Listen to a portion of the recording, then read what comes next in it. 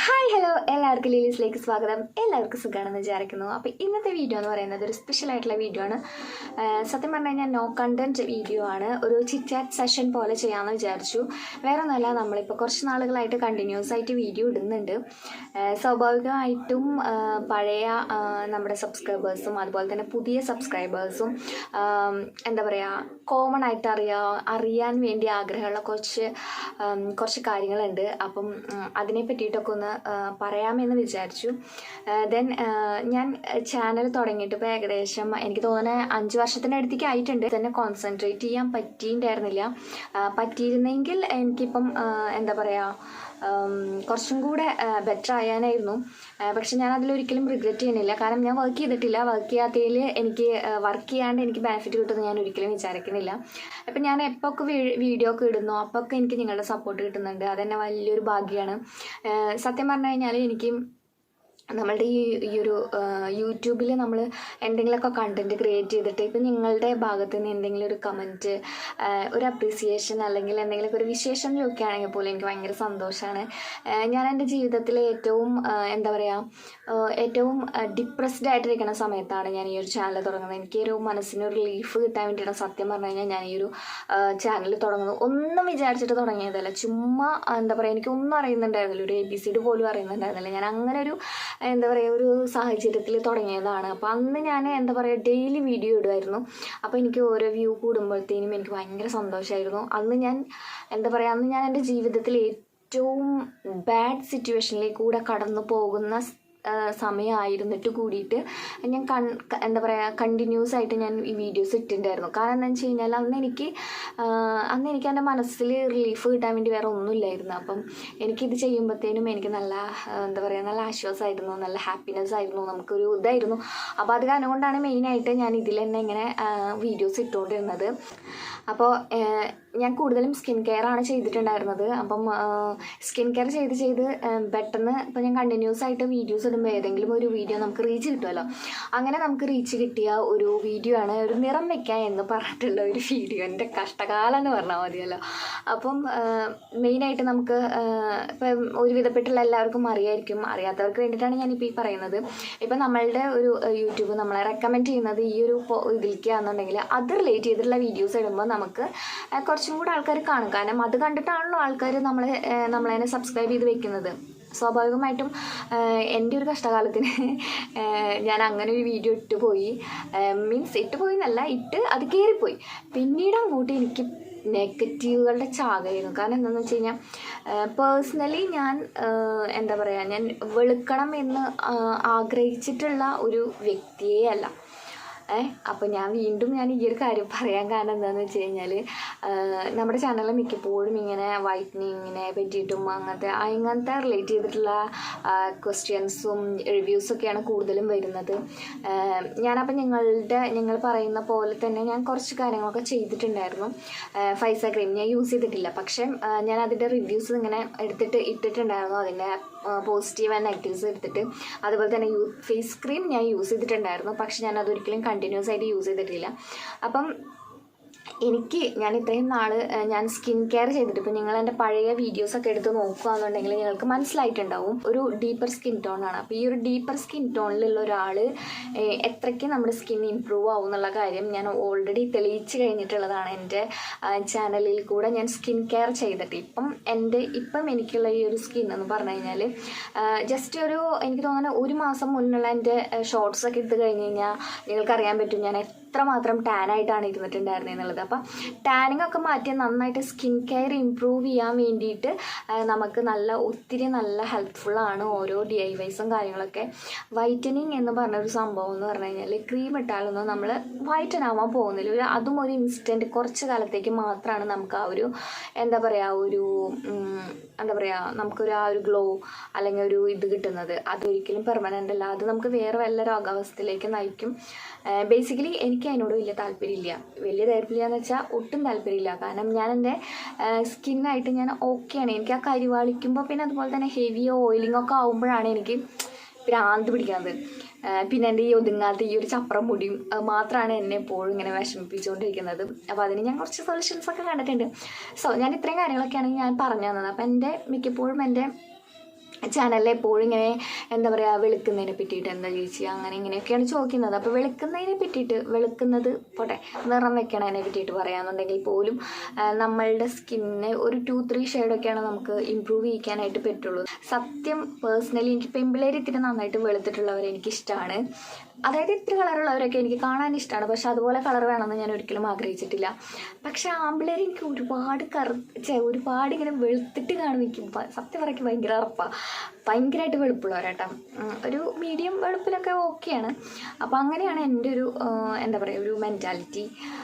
Then എൻ്റെ channel കാണുന്ന deep skin ടോൺകാർ അതുപോലെ തന്നെ ഡസ്കി സ്കിൻ ടോൺകാരും ഒക്കെ ഉണ്ടെന്ന് വെച്ച് കഴിഞ്ഞാൽ അവരോട് വേണ്ടി പറയുകയാണ്, നമ്മുടെ സ്കിൻ ടോണിൽ ഹാപ്പി ആയിട്ടിരിക്കുക, നമ്മുടെ സ്കിന്നിനെ നമ്മൾ നല്ല ഹെൽത്തി ആക്കി നല്ല സ്വീറ്റ് ആക്കി കൊണ്ട് നടക്കാം. ഓക്കെ ആയിരിക്കും. ഇപ്പം എൻ്റെ സ്കിൻ കണ്ട ഒരുവിധപ്പെട്ടുള്ള എല്ലാ ടാൻ പിമ്പിൾസ് അങ്ങനെ എനിക്ക് നന്നായിട്ട് കരിമംഗല്യം ഉണ്ടായിരുന്നു. ഇത് ഇവിടെ ഇങ്ങനെ ഒരു ലൈൻ ഉണ്ടല്ലോ, ഇതിങ്ങനെ ഒരു ബ്ലാക്ക് ലൈൻ ഇപ്പോഴും അത് ചെറുതായിട്ടുണ്ട്, പക്ഷെ എനിക്ക് ആ ഒരു ലൈൻ ഭയങ്കരമായിട്ടുണ്ടായിരുന്നു. അപ്പോൾ കണ്ടിന്യൂസ് ആയിട്ട് ഞാൻ ഓരോ സ്കിൻ കെയർ ഇങ്ങനെ ചെയ്തിട്ടാണ് അത് പോയത്. അപ്പം ഇതെ പിന്നെ എൻ്റെ ഫാമിലീനെ പറ്റി പറയാമെന്നുണ്ടെങ്കിൽ അപ്പോൾ എൻ്റെ ഫാമിലിയിൽ ഞാൻ അതായത് ഇപ്പോൾ എൻ്റെ ചാനലിൽ ഇപ്പം കാണാനായിട്ട്, അതായത് ഇപ്പോൾ എൻ്റെ അച്ഛൻ വന്നു, എൻ്റെ അച്ഛനെ ക്യാമറയിൽ വരാൻ കുഴപ്പമില്ല ഓക്കെയാണ് എന്നുണ്ടെങ്കിൽ എന്തായാലും ഞാൻ കാണിക്കാറുണ്ട്. അമ്മേനെ എനിക്ക് തോന്നുന്നു ഞാൻ അധികം കാണിച്ചിട്ടില്ലെന്ന്. അപ്പം എൻ്റെ ചാനലിൽ ഞാൻ അധികം ആരും കാണിച്ചിട്ടില്ല, കാരണം അവർക്കൊന്നും താല്പര്യമില്ല. ഇപ്പോൾ കണ്ടുകൊണ്ട് കുഴപ്പമില്ല എന്നുള്ള തോന്നുന്നവരൊക്കെ ആണെന്നുണ്ടെങ്കിൽ ഞാൻ കാണിച്ചിട്ടുണ്ട്, ഫ്രണ്ട്സ് ആയാലും ആരായാലും കാണിച്ചിട്ടുണ്ട്.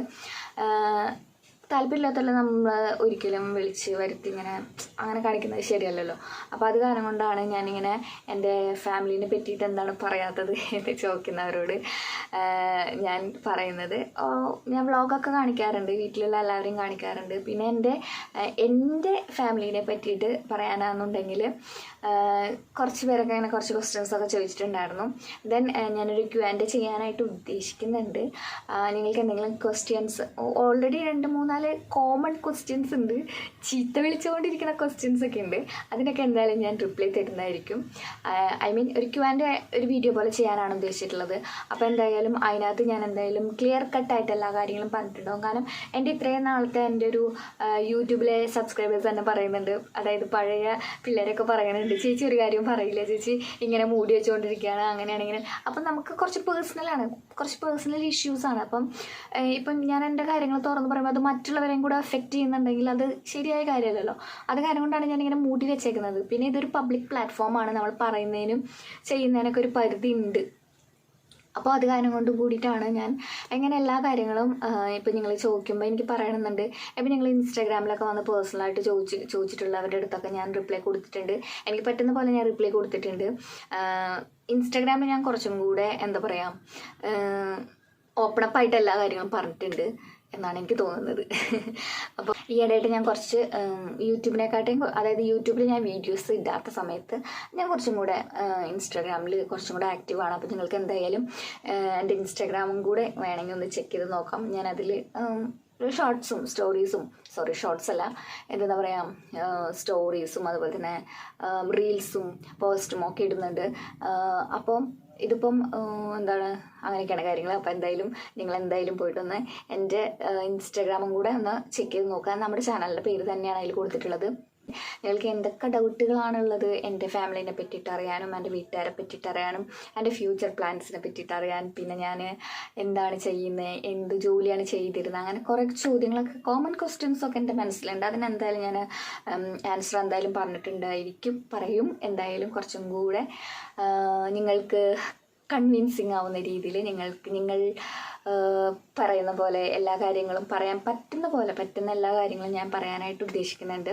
ഇനി എന്താ വിചാരിച്ചേക്കണേന്ന് വെച്ച് കഴിഞ്ഞാൽ കണ്ടിന്യൂസ് ആയിട്ട് വീഡിയോ ഇടാനാണ് വിചാരിച്ചിട്ടുള്ളത്. വീഡിയോസ് ഇടുമ്പോഴത്തേനും പണ്ടത്തെ പോലെയല്ല, വ്യൂസൊക്കെ ഭയങ്കര കുറവാണ്. അതിൽ ഞാൻ വിഷമിക്കണമെന്നില്ല. കാരണം എന്താണെന്ന് വെച്ച് കഴിഞ്ഞാൽ ഞാൻ ചാനൽ തുടങ്ങിയിട്ട് സത്യം പറഞ്ഞു കഴിഞ്ഞാൽ 1-2 കൊല്ലമാണ് മര്യാദയ്ക്ക് വീഡിയോ ഇട്ടിട്ടുള്ളൂ. ബാക്കി 3 കൊല്ലം ഞാൻ എൻ്റെ ഇഷ്ടത്തിന് ഓരോ കാര്യങ്ങളൊക്കെ ചെയ്തിട്ട്, എൻ്റെ ഇഷ്ടത്തിനല്ല, നമ്മളുടെ സാഹചര്യം കൊണ്ട് നമുക്ക് അങ്ങനെ ചെയ്യാൻ പറ്റിയിട്ടുണ്ടായിരുന്നില്ല. അപ്പം അതിലെനിക്ക് വിഷമമൊന്നുമില്ല. ദെൻ ഇത്രയും നാളെ ഞാൻ വീഡിയോ ഇടാണ്ടിരുന്നിട്ടും ഇപ്പം ഞാൻ വീഡിയോ ഇടുമ്പോൾ എനിക്ക് എന്താ പറയുക, നല്ല റെസ്പോൺസാണ് വന്നുകൊണ്ടിരിക്കുന്നത്. കുറേ പേര്, പുതിയ പിള്ളേർ കാണുന്നുണ്ട്. നമുക്ക് അനലിറ്റിക്സ് എടുത്ത് നോക്കി കഴിഞ്ഞാൽ കാണാനായിട്ട് പറ്റും. പഴയ എത്ര പേര് കാണുന്നുണ്ട്, പുതിയ എത്ര പേര് നമ്മളെ വാച്ച് ചെയ്യുന്നുണ്ട്.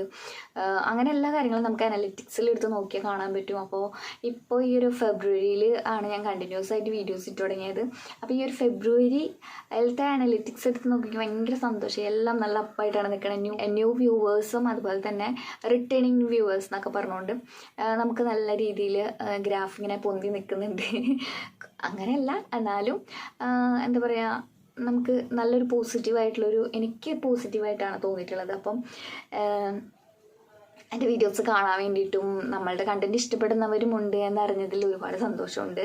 അപ്പം ഞാൻ എന്തായാലും എനിക്ക് പറ്റുന്ന പോലെ തന്നെ ഇനി ഒരു ട്രാജഡി ഉണ്ടാവില്ല എന്ന് ഞാൻ വിചാരിക്കുന്നു. കാരണം 2 പ്രാവശ്യം നമ്മുടെ ചാനലിലേക്ക് റീച്ച് കിട്ടിയ സമയത്ത് എനിക്ക് കണ്ടിന്യൂ ചെയ്യാൻ പറ്റാത്തൊരവസ്ഥയായിരുന്നു. കാരണം എന്താണെന്ന് വെച്ച് കഴിഞ്ഞാൽ ആദ്യത്തെ പ്രാവശ്യം ഞാൻ വീഡിയോ ഇട്ട് തുടങ്ങിയപ്പോൾ അച്ഛന് വയ്യാണ്ടായി. 2ാമത്തെ പ്രാവശ്യം ഞാൻ വീഡിയോ ഇടാമൊക്കെ സെറ്റ് ചെയ്ത് വരുമ്പോഴത്തേനും എൻ്റെ അമ്മയുടെ അമ്മ മരിച്ചു. അവിടെ നിന്ന് റിക്കവർ ആവാൻ വേണ്ടിയിട്ടാണ് ഞാൻ ഏറ്റവും കൂടുതൽ സമയം എടുത്തത്. പിന്നെ അവിടെ നിന്ന് അങ്ങോട്ട് ഞാൻ നേരെ ജോലിക്ക് പോവുകയാണ് ചെയ്തത്. അപ്പോൾ ഇനി അങ്ങനെ ഒന്നും ഉണ്ടാവില്ല എന്ന് ഞാൻ വിചാരിക്കുന്നു. അങ്ങനെ ഒരു ശുഭാപ്തി വിശ്വാസത്തിലാണ് ഞാൻ ഇരിക്കുന്നത്. അപ്പോൾ ഇനി എന്തെങ്കിലും നിങ്ങൾക്ക് എന്തൊക്കെ ഡൗട്ടുള്ളതെന്ന് വെച്ച് കഴിഞ്ഞാൽ അതൊക്കെ നമ്മളുടെ ഈ ഒരു വീഡിയോൻ്റെ താഴെ കമൻറ്റ് ചെയ്യുക. നമ്മളെ ഏറ്റവും അടുത്ത് തന്നെ നമ്മൾ ഈ ഒരു Q&Aക്ക് ആൻസർ ചെയ്യുന്നതായിരിക്കും. അപ്പോൾ ഇത്രയൊക്കെയാണ് നമ്മൾ ഇന്ന് പറയാനായിട്ട് വിചാരിച്ചിട്ടുണ്ടായിരുന്നത്. ദെൻ ഞങ്ങൾക്ക് വേറെ എന്തെങ്കിലും, ഇപ്പോൾ കുറേ പേര് റിവ്യൂ ഒക്കെ ചോദിച്ചിട്ടുണ്ടായിരുന്നു കേട്ടോ. അങ്ങനെ ലിപ്സ്റ്റിക്കിൻ്റെ റിവ്യൂ ചെയ്യുമോ, അങ്ങനത്തെ എന്തെങ്കിലും റിവ്യൂ ഒക്കെ ചെയ്യണമെന്നുണ്ടെങ്കിൽ അത് കമൻറ്റ് ബോക്സിൽ കമൻ്റായിട്ട് ചോദിച്ചോളൂ. പറ്റുന്ന പോലെയൊക്കെ ഞാൻ ചെയ്യാനായിട്ട് ശ്രമിക്കാം. ഓക്കെ, അപ്പോൾ ഇത്രയൊക്കെയാണ് ഞാൻ ഇന്നത്തെ ഈ ഒരു കുഞ്ഞ് വീഡിയോയിൽ പറയാനായിട്ട് ഉദ്ദേശിച്ചിട്ടുണ്ടായിരുന്നത്. എല്ലാവരും എൻ്റെ അവസ്ഥ മനസ്സിലാക്കിയെന്ന് വിചാരിക്കുന്നു. ഓക്കെ, അപ്പം അടുത്തൊരു വീഡിയോയിൽ പെട്ടെന്ന് തന്നെ കാണാം. അതുവരേക്കും